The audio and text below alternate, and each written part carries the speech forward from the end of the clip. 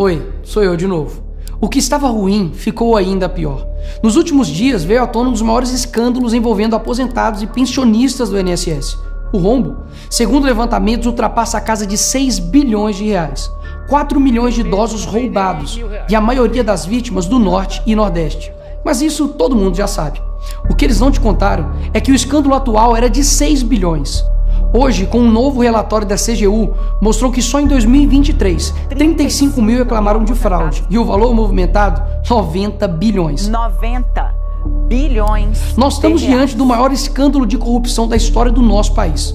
E o golpe era o seguinte: aposentados eram filiados sem consentimento, tinham valores descontados direto do contra-cheque ou faziam empréstimos que eles nunca pediram. E daí, quando reclamavam, nada acontecia.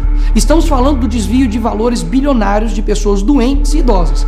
Dinheiro que deveria estar no bolso de quem trabalhou a vida inteira e hoje depende da aposentadoria para viver. E é claro, vão espalhar a narrativa de que tudo começou no governo anterior. E já percebeu que no governo passado tudo era culpa só do presidente. E nesse governo nada é culpa do presidente? Mas olha só que interessante. As investigações mostraram que os descontos irregulares já vinham sendo praticados há anos.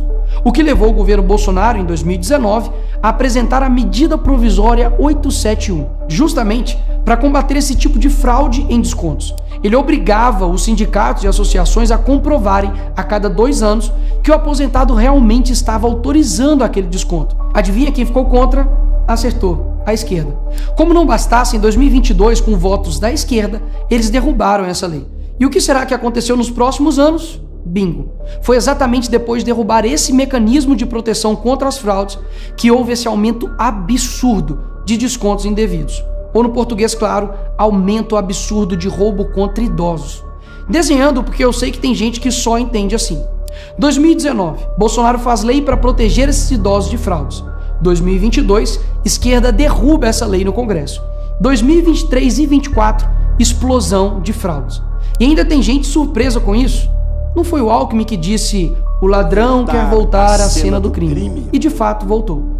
Desde o início do governo Lula, representantes dos ministérios da Previdência participaram de pelo menos 15 reuniões com entidades que hoje estão sendo investigadas. Inclusive, o próprio ministro Carlos Lupe e o ex-presidente do INSS, Alessandro Stefanuto, estiveram em 8 dessas reuniões.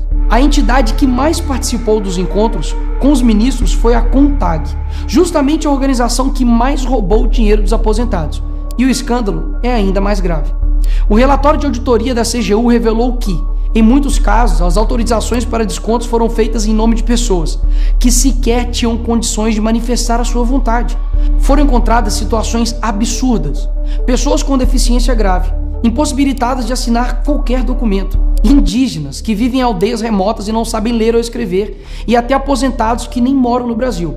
Roubar alguém já é terrível, mas roubar pessoas nessa situação é ter a certeza de que nada vai acontecer com você.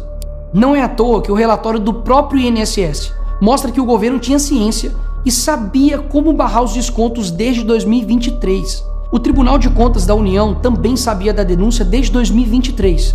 Desde essa época, poderia ter ajudado as pessoas que foram vítimas, mas o julgamento ficou parado por mais de 1 ano, por um ministro do TCU indicado por Lula. E o sindicato investigado era do irmão do Lula. E o filho do Lewandowski, ministro do Lula, advoga para outra entidade acusada de fraude do INSS. É o país das coincidências. Ou seja, reuniram com entidades investigadas, foram avisados, confessaram que sabia e ignoraram. Fingiram que não viram. Agora, com a pressão do escândalo, o governo Lula trocou o ministro e só. Nenhuma consequência para ele. Engraçado, né? Se o pobre erra o CEP no cadastro, é fraude. Mas se o sistema desvia bilhões, é só trocar o responsável. O mesmo responsável que em 2011 também foi trocado pela Dilma por corrupção no seu ministério. Isso mesmo. Lula escolheu Carlos Lupe, um cara com histórico de corrupção para cuidar do dinheiro de idosos e doentes. E depois de 14 anos ele volta e cai de novo da mesma forma. Tudo isso está acontecendo e sabe qual é a solução do governo? O INSS usará o dinheiro do povo e devolverá o dinheiro aos aposentados e pensionistas. Traduzindo, as vítimas vão ressarcir o prejuízo das vítimas. E os criminosos, Nicolas, seguirão livres, sem punições. Que bela democracia. Eles roubam e quando a gente descobre, eles mandam a conta pro povo brasileiro pagar. Assim fica fácil roubar. É o crime perfeito. Tá, Nicolas, mas o que vocês estão fazendo contra isso? Eu e a oposição apresentamos um projeto de lei para proibir definitivamente esse tipo de desconto automático no INSS. E mais, preciso da sua ajuda para poder pedir para instalar a CPI dos roubos dos aposentados. E será lá nessa comissão que vamos investigar mais a fundo e poder colocar na cadeia quem foi responsável por isso. E aí sim, fazer com que eles devolvam esse dinheiro, não que você pague essa conta.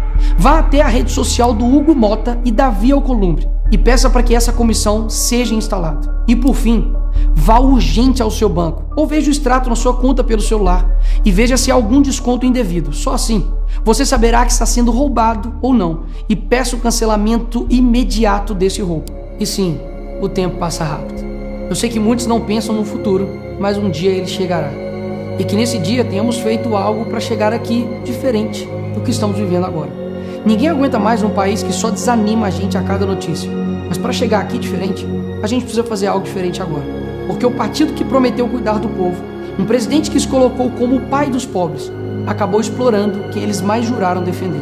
Mas eles só chegaram lá porque muitos acreditaram neles. E até quando? Porque quando chegar aqui, talvez seja tarde demais para mudar o Brasil.